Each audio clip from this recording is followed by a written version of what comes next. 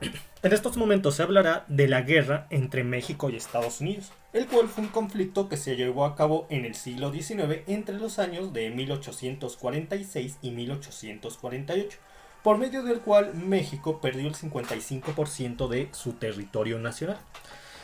Como les estaba comentando, se dará un breve repaso de este conflicto. ¿Qué ocurría para el año de 1846? Bueno, para el año de 1846 había ganado la presidencia de los Estados Unidos James Knox Polk, que ustedes pueden visualizar en la derecha.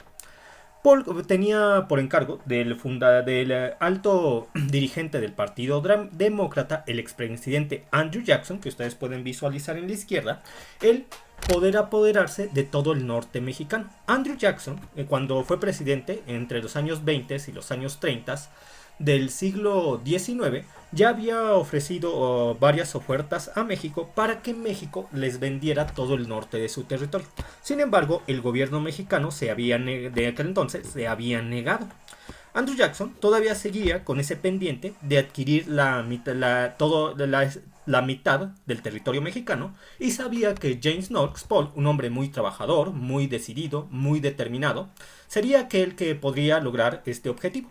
Entonces, Andrew Jackson, como les decía, como un importante líder del Partido Demócrata, logró imponer su opinión sobre el Partido Demócrata de tal forma que James Knox Polk fuera elegido candidato a la presidencia para el periodo que va de entre 1846 y 1850. Entonces, James Knox Polk fue impuesto para la candidatura y logró ganar a su rival del partido Whig. Recuerden que en aquel entonces había dos partidos principales en Estados Unidos. El partido Whig, en torno al cual se aglobaban los grandes industriales, la gente de ciudad y aquellas personas también que eran de una tendencia pacifista. Mientras que el Partido Demócrata era un partido con una ideología un poco más bélica o mucho más bélica. De tal forma que James Knox Polk logró ganarle a su rival del partido Whig, Henry Clay, por lo que logró ser presidente Polk entre los años de 1846 y 1850. Como les decía, James Knox Polk era un hombre muy trabajador y muy determinado, cuyo encargo principal de parte del líder del Partido Demócrata, Andrew Jackson, era que Estados Unidos pudiera adquirir todo el norte mexicano.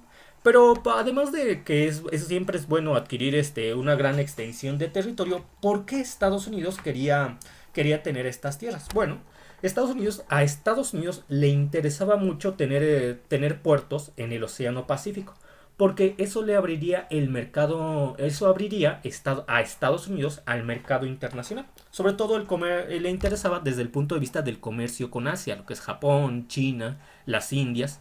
Entonces, bajo esta perspectiva, era muy atractivo es y sigue siendo muy atractivo tener puertos en el Pacífico. El puerto de San Francisco era muy ambicionado para los americanos. Entonces también corría el rumor de que en California había grandes cantidades de oro, lo cual se confirmó una vez que Estados Unidos ya poseía todo este territorio que antes era mexicano, y en efecto había grandes minas de oro y diamantes. De hecho, de las más grandes del mundo. Tanto es así que se sabe que California es el estado más rico de la Unión Americana. Todas estas razones pesaban para que se pudiera llevar a cabo tal efecto de adquirir las tierras mexicanas. Pero para ello había que hacer ofertas al gobierno mexicano para dicha compra. El gobierno mexicano siempre se había negado a vender esta parte de su territorio. Y, y y entonces el presidente Polk aprovechó un conflicto que existía entre la República Independiente de Texas y el gobierno mexicano. Bueno, como nosotros sabemos, para 1836 Texas había logrado independizarse de México. Pero obviamente México no reconocía dicha independencia, de tal manera que en los años 30 del siglo XIX México advirtió a Estados Unidos que el hecho de que Estados Unidos se anexara a Texas se interpretaría desde el punto de vista mexicano como una declaración de guerra. Por lo que Polk vio ahí una buena oportunidad para poder declararle la guerra a México. Aunque ya para los años 40 del siglo XIX la posición del gobierno mexicano era tan débil que, si lo pensamos seriamente, ya no se atrevería a hacerle la guerra a Estados Unidos por Texas. Sin embargo, sí se inconformaría. Entonces, Polk decidió anexar de una vez a la Unión Americana la República Independiente de Texas, convirtiéndolo en el siguiente estado de la Unión, lo cual llevó a cabo de manera satisfactoria, provocando que el embajador de México en Estados Unidos, en ese momento era el hijo de José María Morelos y Pavón, Mon Almonte, se indignara y y se retirara de Estados Unidos, de la misma forma que el embajador de Estados Unidos en México también se retiró. Debido a ello, las relaciones entre México y Estados Unidos se estaban tensando mucho. Ahora, una vez que Texas ya formaba parte de Estados Unidos, empezaron los tejanos a declarar que aquella franja de tierra entre el río Nueces y el río Bravo les pertenecía, cuando realmente en aquel entonces pertenecía al estado de Tamaulipas. Ustedes pueden ver en el mapa de la derecha la franja de tierra entre el río Nueces y el río Bravo. Entonces, Polk, con la esperanza de tener el pretexto para iniciar la guerra con México, le ordenó al general Zachary Taylor, que ustedes lo pueden visualizar en la imagen de la izquierda, que avanzara con sus dragones sobre dicho territorio en disputa. Entonces, esto obviamente daría inicio a la invasión de Tamaulipas y una reacción por parte del gobierno mexicano, que es lo que el presidente Polk de Estados Unidos busca, que hubiera una batalla entre las fuerzas estadounidenses y las fuerzas mexicanas, para que así él tuviera el pretexto de declarar la guerra a México. Entonces, en efecto, eso ocurrió. Las fuerzas del general mexicano Mariano Arista tuvieron un encontronazo con las fuerzas de Zachary Taylor. Hubo muertos por parte de los invasores estadounidenses de aquella franja de tierra, y así Polk tenía el pretexto, bajo el cual Polk declaró que la sangre estadounidense había sido derramada en suelo estadounidense, cuando realmente la sangre estadounidense había sido derramado en aquel momento en tierra mexicana, porque los mexicanos estaban defendiendo su territorio. Pero, como dicen varios libros de historia de Estados Unidos, ya tenía el pretexto Polk, y México pescó el anzuelo. Una vez que la solicitud de guerra de parte del presidente Polk fue presentada al Congreso de Estados Unidos, considerando las líneas que les acabo de mencionar por parte del presidente Polk para hacer la escena más dramática y así animar a los congresistas que declararan la guerra a México, algunos miembros del partido Whig, motivados por líderes como Henry Clay, que estaban opuestos a la guerra, llevaron a cabo discursos en contra de la guerra con México. El discurso más importante, o el que más destacó en contra de la guerra con México, vino por parte del senador de Illinois, Abraham Lincoln, el cual declaró que era incorrecto, el cual dio a entender que era incorrecto declararle la guerra a una república hermana como México, especialmente sabiendo la falta de conocimientos geográficos, y esta expresión se puede interpretar como una burla de Lincoln hacia Polk, porque decía que, sabiendo que la falta de conocimientos geográficos del presidente de Estados Unidos, al no saber si la batalla había sido llevada a cabo en suelo estadounidense o suelo mexicano. Entonces, un sector importante del partido Whig estuvo en contra de la guerra con México, mientras que todo el partido demócrata estuvo a favor de la guerra con México. Pero el problema es que cierto sector importante del partido Whig también estaba a favor de la guerra con México, porque, como les decía, ambos partidos querían la anexión de más tierras. El partido Whig establecía, en sus líneas generales, que la anexión debería llevarse a cabo siempre mediante métodos diplomáticos. Sin embargo, el Partido Demócrata establecía que las anexiones debían llevarse a cabo bajo cualquier método, no importando si era necesario hacer uso de la violencia. Entonces los demócratas obviamente votaron a favor de la guerra con México, algunos Whig votaron también a favor de la guerra con México y unos pocos Whig votaron en contra. Tomen en cuenta que este sentimiento de anexión, a pesar de que los miembros del partido Whig no lo querían hacer por medio de la guerra, también ellos buscaban eso, y si era necesario de tal forma, Pues se dieron, como les digo, un sector del partido Whig se dio ante estas presiones porque gran parte de la opinión pública estadounidense también quería la guerra para tener más territorios, así que finalmente se declaró la guerra con México. Aunque, como les estaba comentando, no todo el partido Whig quería la guerra con México, de la misma forma en que no toda la opinión pública estadounidense quería la guerra con México. De hecho, cuando se declaró la guerra con México, hubo varias manifestaciones por parte de la población civil estadounidense en contra de la guerra con México. De hecho, se puede decir que estos movimientos, estas manifestaciones, estos movimientos, fue la primera vez en Estados Unidos que surgió un movimiento antiguerra, lo cual se repetiría posteriormente en la guerra de Vietnam, cuando también existió un movimiento antiguerra. Filósofos como Toreau, muy conocidos en aquel entonces, eh, se, se negaron a pagar sus impuestos porque sabían que dichos impuestos serían utilizados para financiar la guerra con México. De tal forma que Toreau fue directo a la cárcel por no querer pagar sus impuestos. Pero a pesar de ello, él siguió negándose a apoyar una guerra incorrecta, como él señalaba, de Estados Unidos hacia México. Una vez que existió la declaratoria de guerra entre ambos países, el general Zachary Taylor avanzó hacia el sur, de tal forma que pudo capturar las ciudades de Monterrey, en ciudades de los estados aledaños de Coahuila, y una vez que se acercó a la hacienda de Buenavista, se enfrentó al general Antonio López de Santana en la conocida batalla de La Angostura, que militarmente el ejército mexicano ganó.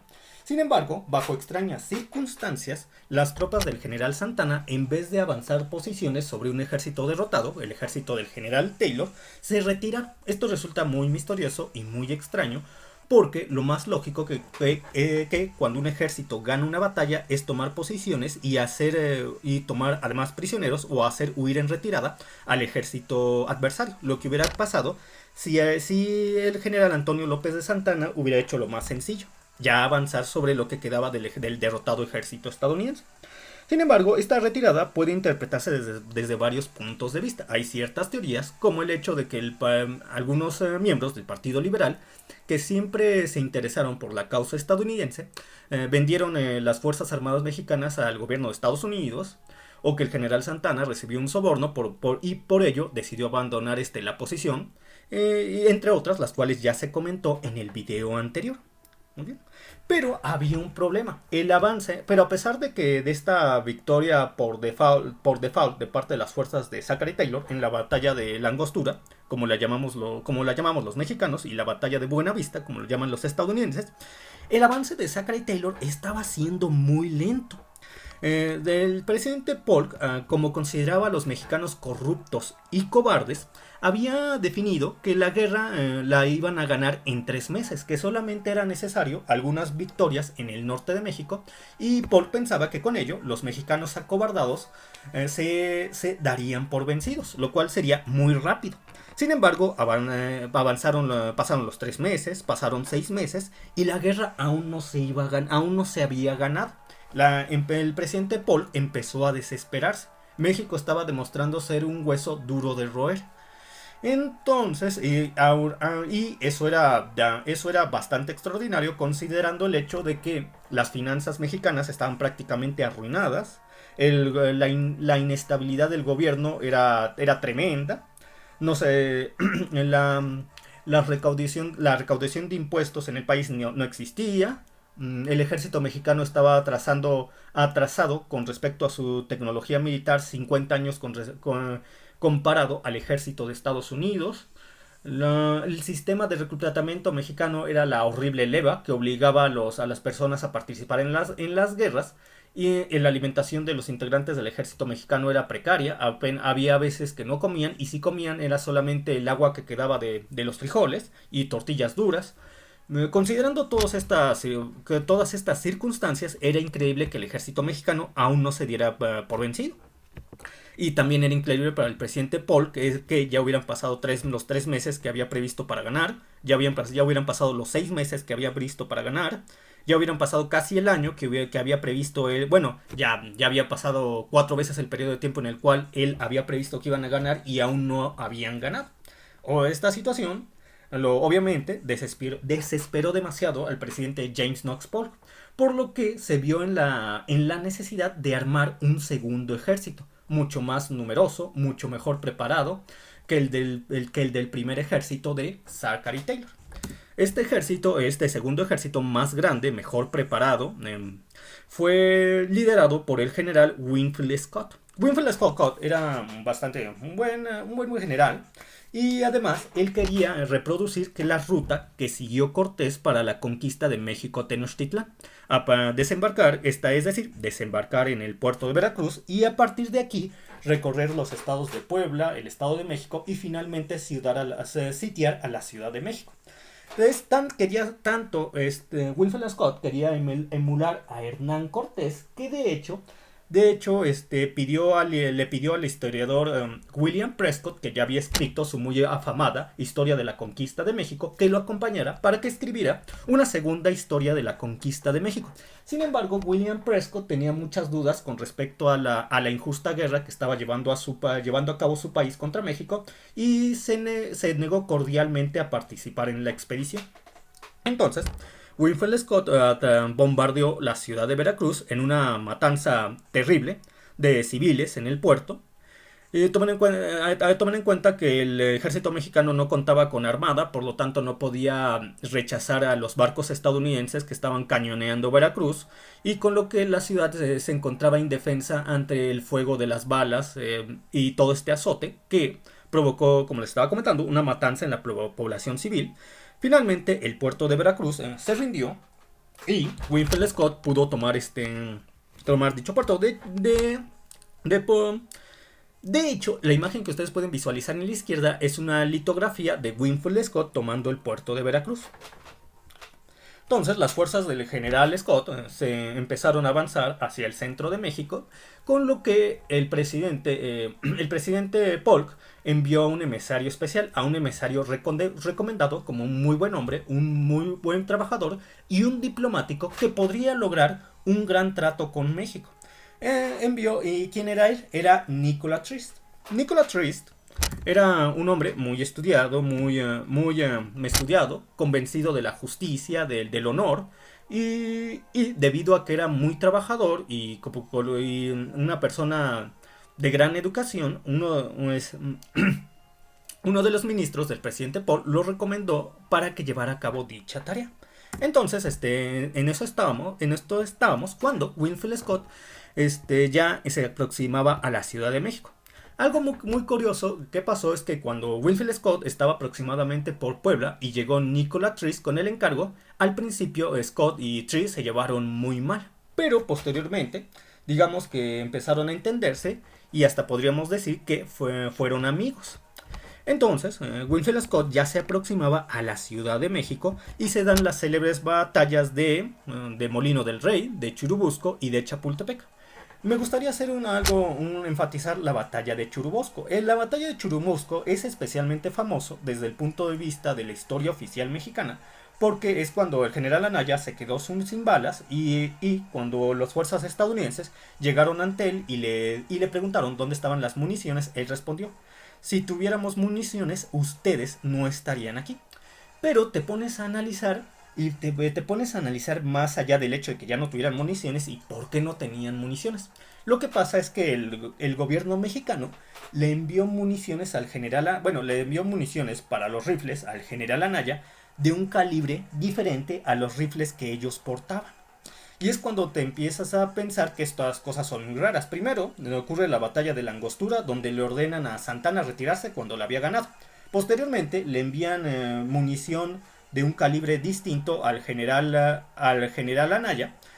Y obviamente ya Jorabuente no pudo continuar la batalla al tener rifles de un calibre diferente al de la munición que les habían enviado.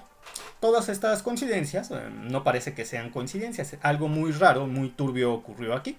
Como me lo dijo en una clase un maestro de historia de la facultad, La historia oficial culpa completamente al general Santana de la derrota, bueno, casi completamente al general Santana de la derrota de las Fuerzas Armadas mexicanas ante las fuerzas estadounidenses. Sin embargo, una vez que se establecí este punto en la facultad, el profesor me dijo muy alterado: sí, Santana fue responsable, pero no fue el único.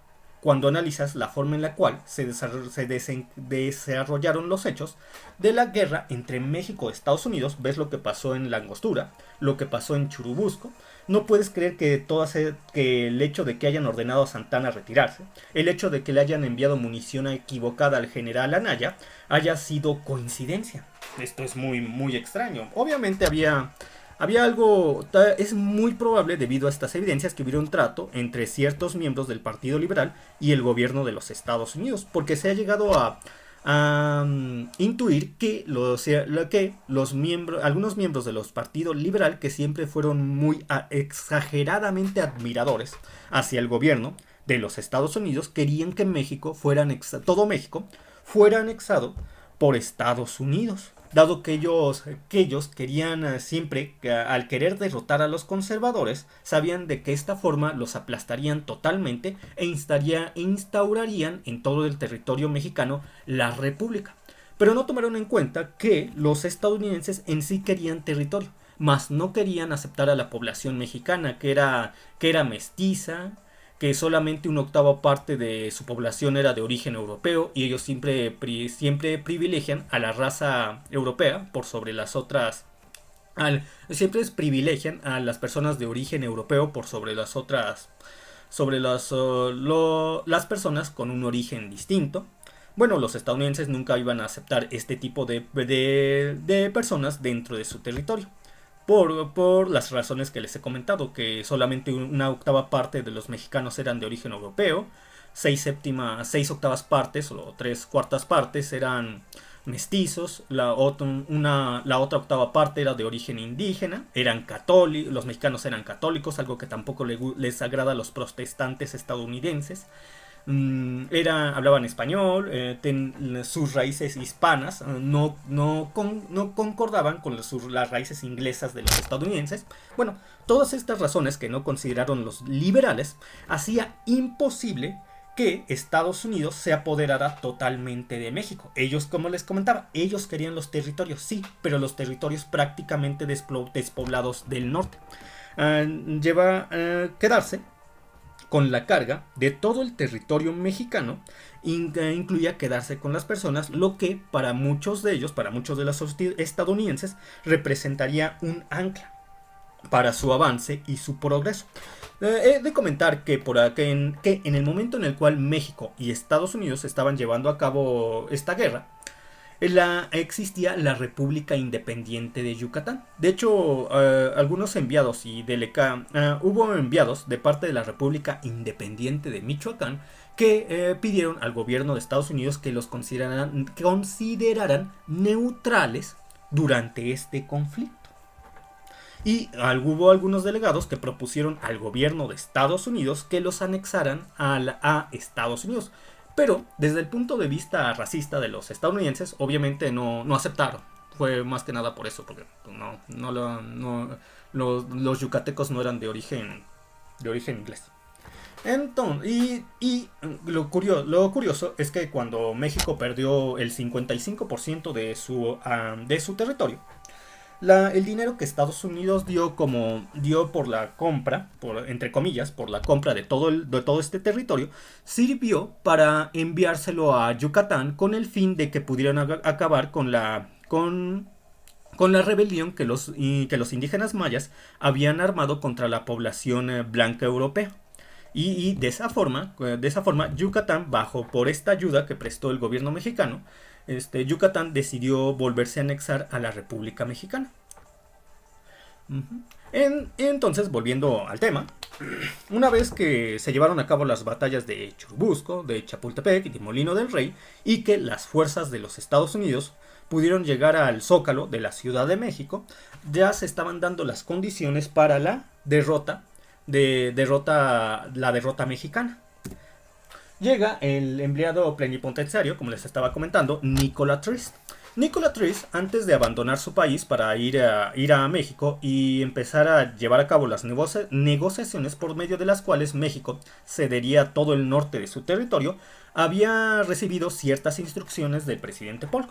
El presidente Polk le había dicho que el objetivo era quedarse con que México aceptara la independencia de Texas y que además se quedaran con los territorios de Nuevo México y la Alta California. Pero si era posible, y decía Polk, si era posible, y obviamente Polk quería esto, también Estados Unidos se quedara con el norte de Tamaulipas, Nuevo León, Coahuila, Chihuahua, Sonora y la Baja California. De hecho, Polk que tenía en especial aprecio el territorio de Baja California, dado que le parecía una península muy rica, que administrada bajo Estados Unidos desarrollaría un gran potencial y se volvería una tierra extremadamente rica. Entonces el objetivo de Polk es que Estados Unidos se quedara con todo el territorio de México a partir del paralelo 27. Y ustedes pueden ver en la imagen inferior derecha que la República Mexicana actual, pero en la parte sombreada en rojo están las tierras arriba del paralelo 27. Entonces Polk, además de los estados que ahorita ya tiene Estados Unidos, también quería estas tierras sombreadas en rojo. Y le dijo a Nikola Tris, vas a tener un premio especial si logras negociar de tal manera que todas estas tierras se queden se queden dentro de la Unión Americana. Sí, le prometió una gran recompensa. Entonces Nikola Tris ya se encontraba negociando con los ministros mexicanos, pero se sentía mal porque consideraba que la guerra de su país hacia México había sido injusta. De hecho, había cartas que Nikola Tris escribió hacia su esposa en las cuales decía que establecía lo que les acabo de decir, que se sentía mal por este atropello y que le daba tristeza por México y los mexicanos lo que estaban viviendo. Y Nikola Tris estaba pensando, en ese momento recordó el encargo del presidente Polk como importante, el hecho de que era importante que se quedaran con Texas, con Nuevo México, con California, pero que además se quedaran también con el norte de Tamaulipas, Nuevo León, Coahuila, toda Chihuahua, toda Sonora y la península de Baja California. Polk estaba en estas reflexiones, dudando qué hacer, pero su sentimiento de la justicia fue más. Entonces pensó que solamente negociaría que la Unión Americana, su país, se quedara con Texas, Nuevo México y la Alta California, no con el resto del territorio que ustedes pueden ver en la imagen sombreada en rojo, en la imagen de la República Mexicana de la parte inferior. Una vez que se llegó al acuerdo de que México cediera el 55% de su territorio nacional y que, de haberse cumplido los deseos del presidente Polk, México también hubiera perdido la tercera parte del territorio actual sombreado en rojo, pero, como les comentaba, Nikola Tris ya no quiso pedir el resto porque su sentimiento de justicia lo hacía sentirse responsable de un gran atropello. Entonces, una vez que iban a firmar y ya iba a quedar todo acordado, un ministro mexicano se acercó a Paul y le dijo: tú debes sentirte muy orgulloso por el momento que estabas viviendo. Nosotros como mexicanos nos sentimos muy avergonzados. En ese momento escribe Paul en sus memorias que de haber sabido que si los ministros mexicanos hubieran sabido lo que él sentía en ese momento, era también pena y vergüenza. Pena y un tanto de vergüenza. Entonces, pero tenía que ceder ante las presiones de su presidente, que de haberse cumplido todo su deseo hubiera pedido más, pero su sentimiento de justicia, de vergüenza ante tal atropello, no le permitió exigir más del territorio mexicano. Entonces se firmaron finalmente los tratados de Guadalupe Hidalgo, por medio de los cuales México perdía los territorios que les he mencionado: Texas, Nuevo México y la Alta California. Que equivalía al 50% de el 55% de su territorio, alrededor de 2.040.000 kilómetros cuadrados. Con esto, una vez que el presidente Polk se enteró del tratado que logró negociar Nikola Tris, se le vino un coraje, una tremenda furia, porque él quería que él quería, además de los territorios que ya habían conseguido, toda el área sombreada en rojo bueno, él además quería toda el área sombreada en rojo que ustedes pueden visualizar en la imagen inferior. Entonces estaba muy enojado el presidente Paul. Él ansiaba más, él como un hombre ambicioso, determinado, trabajador, ambicionaba más, pero ya el tratado había sido negociado y tratar de renegociar otro tratado que incluyera todo el territorio que el presidente quería, tardaría tiempo, tardaría tiempo, y el tiempo es lo que ya no le quedaba a James Knox Polk. Él finalizaba su gestión en 1850, ya era el año de 1848, las comunicaciones eran muy lentas entre México y Estados Unidos, y el hecho de arriesgar lo que ya se había obtenido por querer renegociar más lo ponía en una situación, ponía al presidente Polk en una situación complicada. Entonces se encontraba pensando qué es lo que debía hacerse: aceptar el tratado que ya había negociado Trist, o querer aún más porción de territorio mexicano. Como les estaba comentando, como el presidente Paul ya le quedaba poco tiempo y arriesgar lo que ya se había conseguido iba a resultar como una pérdida, no le quedó otro remedio al presidente Paul que aceptar el tratado tal y como estaba y enviarlo a la Cámara, al Congreso de los Estados Unidos, para que lo ratificara. Entonces fue ratificado y finalmente se terminó esta guerra. Pero no hay que olvidar que México hubiera perdido una mayor parte de su territorio de no haber sido por la intervención de Nikola Tesla, que por cierto, cuando regresó a Estados Unidos le fue terrible. El presidente Polk hizo todo lo que pudo en sus manos para arruinar a Nikola Tesla, de tal forma que él muriera en la pobreza por no haber conseguido mayor porción del territorio mexicano. Fue tal así que Nikola Tesla estuvo a punto de morir en la miseria y en la pobreza, hasta que el presidente de Estados Unidos en los años 60 del siglo XIX, Ulysses Grant, se acordó de él y le dieron el puesto de inspector de correos del estado donde finalmente moriría, en Estados Unidos. Entonces, por el momento, me despido. Esto sería todo. Hasta